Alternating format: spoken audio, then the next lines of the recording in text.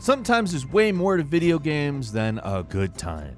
Every once in a while, a game comes out and it just blows your mind. Hi folks, it's Falcon, and today on gameranx, 10 holy shit gaming moments from the 2000s. Starting off at number 10, Assassin's Creed 2. Now the new Assassin's Creed games are great, of course, but I don't think that there's any denying the early ones really kind of nailed it in the story and lore department. Now I'm not going to dive too deep into it, but there is that footage of Adam and Eve you can watch where they're running from someone or something, and they're in possession of an apple of Eden, and the area they're running around in is futuristic, like it's very sci-fi, and Adam and Eve themselves are very sci-fi, and it's kind of weird. There's a big fight as Ezio where you're literally fist fighting the Pope, which sounds ridiculous to say out loud, but when you first come across it in the game, it's awesome, and it kind of makes you go, holy shit. All the alternate history stuff that Assassin's Creed has always done has been awesome, but I don't think they've ever topped Assassin's Creed 2. And this stuff is just way too good. Like, every time I see an Apple of Eden pop up in the series, I still think back to Assassin's Creed 2 because that moment was badass.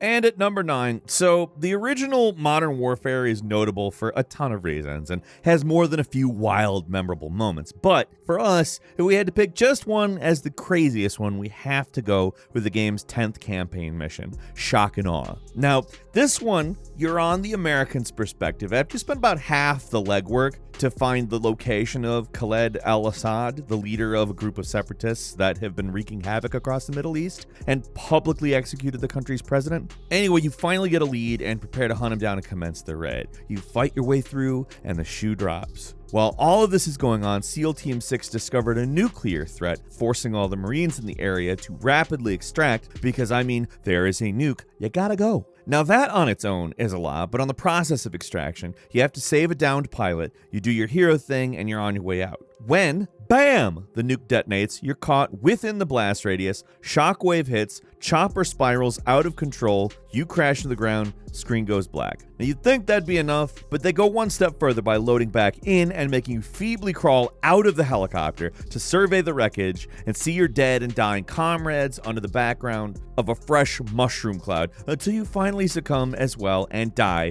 right there on the street. Yeah, it's a lot. But it was completely unexpected, and it blew us away to the point where we're still talking about it a literal decade later. And at number 8, we have to talk about Metal Gear Solid 2 Sons of Liberty. There's a lot going on in this game just in general, and there are a lot of things that are just gonna boggle your brain. They're gonna rattle it up, and you're gonna be confused. First, we have Raiden. Leading up to the release, the only screenshots we saw only had Snake in them. We never saw anything about Raiden. We thought you were going to play the whole game as Solid Snake. Then, after the tanker chapter, came the big old switcheroo. Colonel Campbell is talking to someone named Snake, who's swimming into the big shell, similar to how Snake infiltrated Shadow Moses in the first game. Then he takes off his mask, and hey, it's not Snake. In fact, it's a drastically different dude. It's not Snake, he's younger, he's got long blonde hair, and it's weird. At first, it was a bit of a bummer, but Raiden ended up being pretty cool, especially in later games. But then there's a really big holy shit moment called the whole end of the game, which we can't explain that. If you play the game, you know exactly what we're talking about. Everything about the game goes full on weird sci-fi, and some of it is bordering on total nonsense. It's definitely the kind of ending that you have to Google after you roll credits and you're just like, well, I kind of understand it. In all seriousness though, it's been nearly 2 decades and I do understand it at this point. So there, Hideo Kojima, you thought you could stop us, but all we have is time, man. And at number 7, if you haven't played Final Fantasy X, the basic rundown is that you and your crew are venturing out with the end goal of defeating a big bad monster called Sin, who terrorizes the world through the powers of summoner units, and upon reaching their final destination is revealed. In order to defeat the creature, even temporarily, a summoner has to summon their final Aeon, which has to be born by someone close to them. And only that Aeon can kill Sin. However, the final Aeon will always then turn, kill its summoner, and transform into a new Sin, which will eventually become a threat to the whole world once again. It's a reveal that serves to let you know that this evil can never truly be extinguished, and it's part of a seemingly endless cycle of death and rebirth. You're ultimately just a cog in that machine. All of that was dropped like a bomb, and you really had no idea where the game was going to go from there. You're just like, That's a lot of information at once. Now that said, it is a Final Fantasy game, so you'll eventually end breaking the cycle and kill the evil. But as far as late game plot twists and world reveals, it's one of the best ever. Also, it's insane. And at number 6, we are talking about Big Smoke, from Grand Theft Auto San Andreas. For most of the game, Big Smoke seems to be a very good friend, and might I add, a very likable character. I mean, how many of you can recite his fast food order, word for word? Probably at least some, and that's exactly my point. Well, eventually, Big Smoke betrays you and becomes the biggest drug baron in Los Santos. There are some things that happen along the way that kind of hint, like the mission where you're chasing down the train. The mission with the famous train line. All we had to do was follow the damn train, CJ. Ryder also sides with Big Smoke, but he gets killed by CJ. Smoke gets tons of people in his drug ring, actually. Like OG Logue, who he uses to launder his money as his manager. After CJ and Sweet build Grove Street back up, you find where Big Smoke's hiding, and you take him out. The holy shit moment is really when you find out it's been Smoke who's been the bad guy the whole time, because he's just so like I felt genuinely betrayed by this when it happened. Like, it's definitely one of the better plot twists of any of the GTA games, because it gets you genuinely involved. I can remember being like, Big Smoke, man, come on, Big Smoke. Not like this.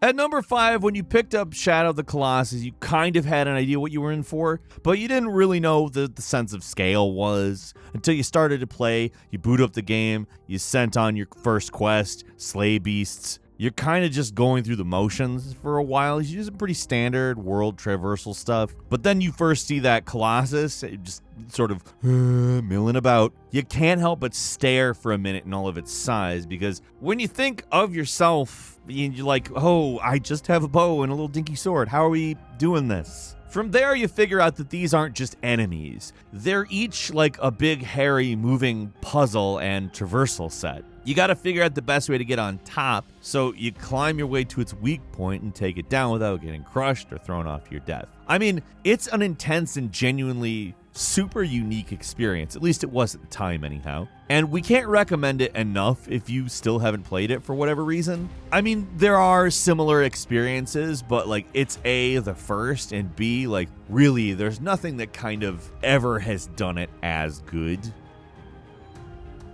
At number 4, we're talking about Fallout 3. There are just so many incredible, creative, and shocking moments and full-on storylines in Fallout 3, ranging from the main story plot twist to weird encounters just out in the wild with no quests involved. And some of them are just literally made to be completely missable. You don't necessarily find every single thing just doing what you're told. But when it comes to the biggest and most impactful holy shit moment for this one, we'd be fools not to talk about the big world reveal at the start of the game. If you don't remember or just haven't played Fallout 3, which, do that if you haven't, you start the game in a vault. I mean, that's standard Fallout procedure. You go through your childhood, though, and you grow up going through all the motions. Like, you see things through the eyes of a vault dweller before things go horribly wrong. You need to leave the vault before it's scheduled to be opened. And when you do, oh boy, you step out into the world, and it's all just presented to you in a way that just lets you know there's a whole world out there for you to explore, and they were just throwing you right into it. Now, granted, future following games have done the same thing in the time since, but there's just something really special about that first time it happened in Fallout 3. I mean, everything before was a completely different style of game and perspective, so being a first-person game and having that blinding light bloom effect reveal the vast, sprawling wasteland before you as you step foot outside the vault for the first time on your journey to Megaton. It was intense, and it still holds up to this day as being a really cool moment. And in the minutes following, you really get to just see that world, walking through towns, ruins, remains, cracked pre-war roads destroyed by time and obvious, conflict. It just set the tone really well, so we gotta give that moment props. Moving on to number 3, we're talking about Medal of Honor Allied Assault, specifically the D-Day mission. The game came out a few years after Saving Private Ryan, which gave a pretty intense look as to what the D-Day mission was like. Obviously, unless you were there, you never really knew how it was. Movies and games can only do so much. Looking back at it now, it really isn't much, but at the time, this was intense. There was gunfire everywhere. The screen was just shaking constantly from explosions. Soldiers are yelling, dying. It was really intense. And a few years later, Medal of Honor did something similar with Rising Sun, where you get to play through Pearl Harbor, which was probably just as cool. But like D-Day, man, that's an intense mission. Coming down to number 2 is Batman Arkham Asylum, which is filled with a lot of holy shit moments because of how full of cool stuff the game is. But one of the coolest things is when you're just walking down a corridor, being a Batman, minding your own business, doing your bat thing, and then bam, screen starts to glitch out. I remember thinking something was up with my TV or my console or something, and then a cutscene starts showing the bat symbol. It's upside down, kind of looks like a jackal interface. But then you see the Batmobile driving up to Arkham Asylum, and it's the Joker driving, with a deranged Batman as a passenger. And you relive the beginning of the game where Batman is walking up to a restrained Joker into Arkham Asylum, but instead Batman is the restrained one, and Joker's walking in. Then some other nightmarish things happen, and you realize you're in one of Scarecrow's nightmares, and then a boss fight starts up. The whole encounter is just awesome, from the cutscene to the actual boss fight. Rocksteady had the Arkham series figured out from the very first game. They managed to deliver awesome bits just like this one across all of their games. But this one just stood out because it's something that you weren't necessarily expecting was possible in the game at all. And finally at number 1, it's the Bioshock twist. It's just so damn good on pretty much every level. It's so good, it's still effective on repeat playthroughs. In fact, it's actually enhanced on repeat playthroughs because you already know it. And you're seeing things throughout the game that you're just like, breadcrumb. Maybe should have figured this out myself. Throughout Bioshock, you're going through the ravaged and splicer-ridden underwater city of Rapture after being the only survivor of a deadly plane crash over the Atlantic Ocean. You are guided over the radio by a man using the name Atlas and an Irish accent who gets you to help him on his quest to stop the city's founder, the evil, the powerful Andrew Ryan. Eventually, your character Jack makes his way to Andrew Ryan's office where he's just hanging out, playing golf, just sort of waiting. He explains that he knows all about Atlas's plans and that Atlas isn't who he says he is, but also that Jack isn't some random survivor of a plane crash. He's actually Andrew Ryan's own son who was taken by Atlas and brought to the surface where he's genetically modified to age rapidly, as well as mentally conditioned to obey orders with a phrase, and at this point you should know that phrase if you're a fan of the game, "Would you kindly?" which Andrew Ryan then uses against you to force you to kill him to, I guess, prove a point. I don't know, I would maybe have proven a different point. Like, would you kindly not kill me? Oh hey, look, I'm good now. I'm not beaten down with a golf club. But hey, that's me. I've never been Andrew Ryan. It's really a wild revelation because you realize that the moment Jack hears a voice over a walkie-talkie say, "Would you kindly pick up that shortwave radio?" that this dude has been controlling you literally the entire time. It was all planned, all laid out ahead of time, and it was just a power grab, man. It was great. Do you remember your own reaction to any of these moments, or have a moment that you want to share with us? Maybe one that wasn't mentioned here? Leave us a comment, let us know what you're thinking, and if you like this video, please click like. If you're not subscribed, now's a great time to do so. We upload brand new videos every day of the week, and the best way to see them first is, of course, a subscription. So click subscribe. Don't forget to enable all notifications. And as always, we thank you very much for watching this video. I'm Falcon. You can follow me on Twitter, Falcon the Hero. We'll see you next time, right here on gameranx.